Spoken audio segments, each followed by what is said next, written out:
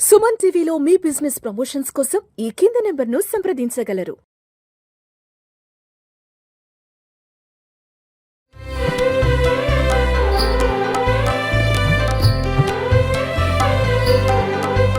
నీలాతుంగస్తనగిరితటీ సుప్తముద్బోధ్య కృష్ణం పారార్త్వం స్వం శృతిశతశిరసిద్ధమధ్యాపయంతి స్వోచ్ఛిష్టాయాం సృజనిగలితం యా బలాత్కృత్య భుంక్తే గోదా తస్యై నమైదమిదం భూయ ఏవాస్తు భూయః.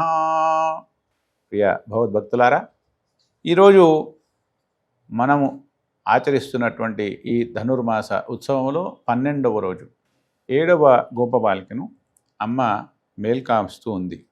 అది ఏ విధంగా అనేటువంటిది ఈరోజు మనము తెలుసుకునే ప్రయత్నం చేద్దాం. ముందుగా పాసురాన్ని అనుసంధానం చేసుకుందాం. ఆండాళ్ తిరువడిగళే శరణం.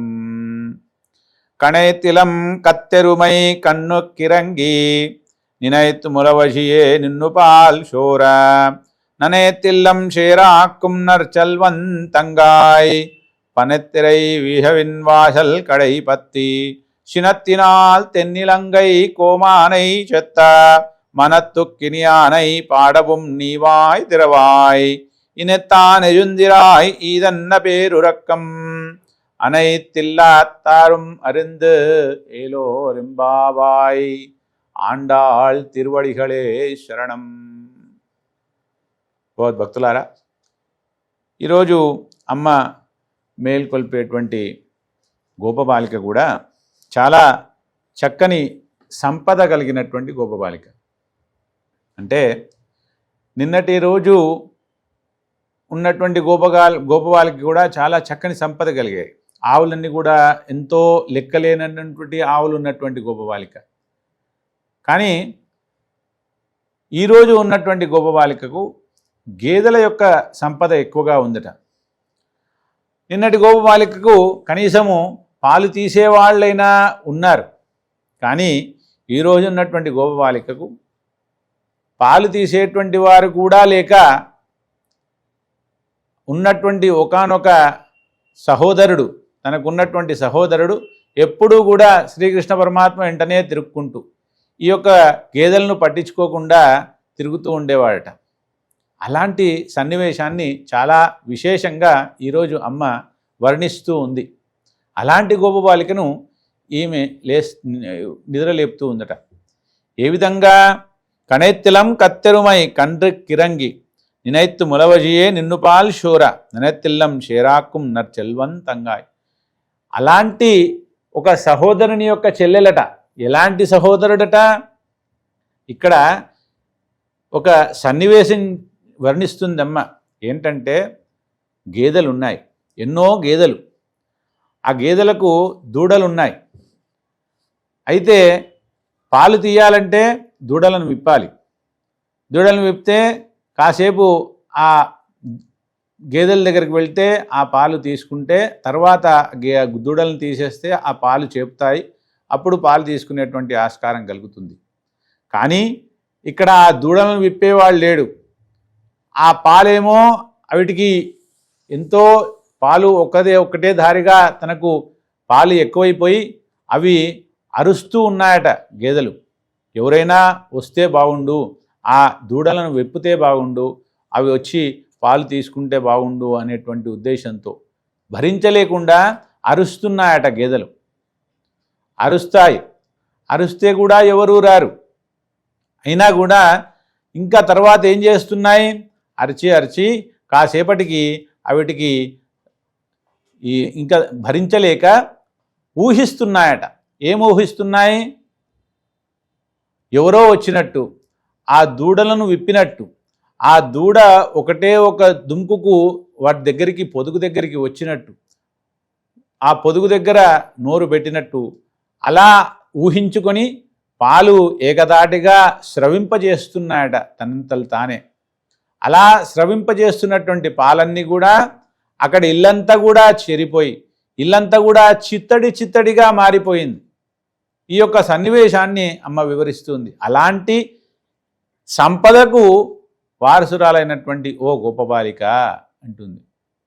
అలాగా మరి ఈ పనులన్నీ కూడా నిత్యకర్మానుష్ఠానాన్ని కూడా పట్టించుకోకుండా ఆ గోపబాలకుడు తన స్నేహితుడైనటువంటి శ్రీకృష్ణ పరమాత్మతో తిరుగుతూ ఉంటాడు.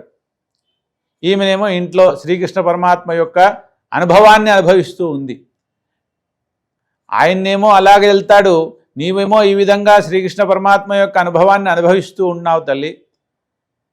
మరి నీవు కూడా మేల్గాంచి మాతో చేరితే అప్పుడు కదా మేము ఆ యొక్క శ్రీకృష్ణ పరమాత్మ యొక్క అనుభవాన్ని మేము కూడా అనుభవించగలుగుతాము అని చెప్తుంది. అలాంటి తమ్ముడి అన్నగారి యొక్క చెల్లిలా పనిత్రే వీజనిన్ వాసల్ కడైపత్తి శినత్తినాల్ తెన్నిలంగై కోమానై చెత్త మనత్తు కినియానై పాడవం నీవాయ్ తిరవాయ్. ఇంకా ఏం చెప్తుందట, ఆ దక్షిణ దేశంలో ఉన్నటువంటి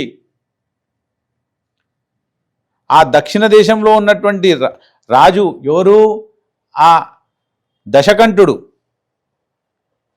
లంకేశుడు తన భార్యను తీసుకెళ్ళినటువంటి సీతమ్మ వారిని తీసుకెళ్ళినటువంటి ఆ రామచంద్రుని కొరకై మేము తీసుకెళ్తే ఆ దశకంఠుని బాధ నుంచి సీతమ్మ వారిని రక్షించినటువంటి ఆ రామచంద్రుని కొరకై మేము గానం చేస్తూ ఉంటే ఆ రామచంద్రుని గానము విని కూడా నీకు ఇంకా మెలకువ రాలేదా తల్లి?